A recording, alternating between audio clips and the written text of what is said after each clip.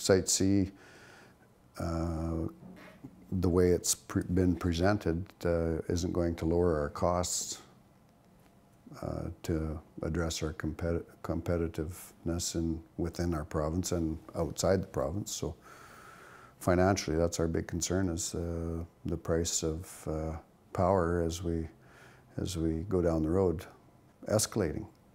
One thing about BC that used to be constant from a commercial perspective was cheap power. We had it for years. You know, we had a considerable advantage over our neighboring businesses as far as electrical supply went.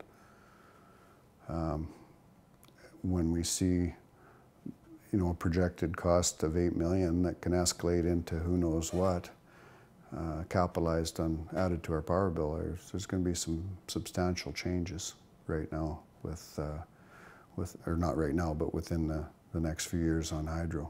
And I mean, without it, we're looking at a 28% increase right now.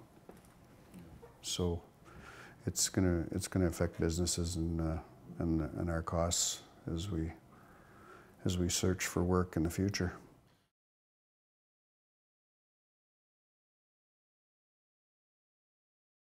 Are we going to end up with a whole, you know, overbuilt infrastructure that the community can't service afterwards, like we've seen upriver?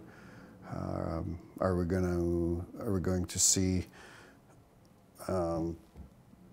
build out that's not necessary in the residential market, and where we see a really high-priced market while the project is underway, and after that, you know, a Tumbler Ridge scenario where the houses are virtually giveaways. You know, we have to really address that in the confines of the community. If it's brought in as a camp-only scenario, how are we going to look after the requirements of that? And I mean, camps, you know, camps aren't the camps that they used to be, where the local grocery provider, wholesaler was servicing those camps. It's all done from outside.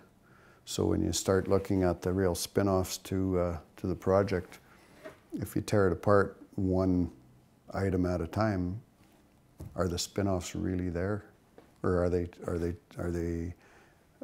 cost items, you know, and lost opportunities to existing businesses?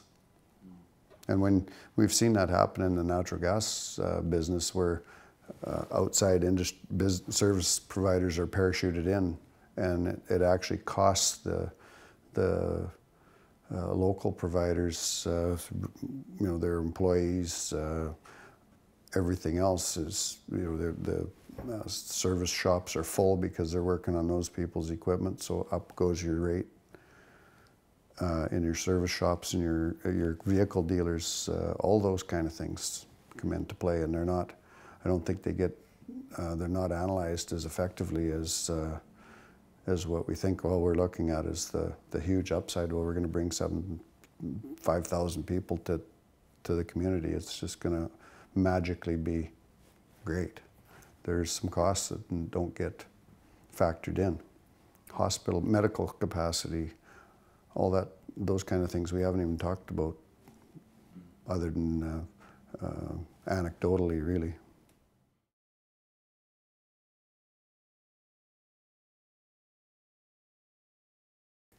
If you look back over the last 10 or 12 years to every project of any magnitude, it's ballooned right out of proportion. 2 times, 3 times is not uncommon.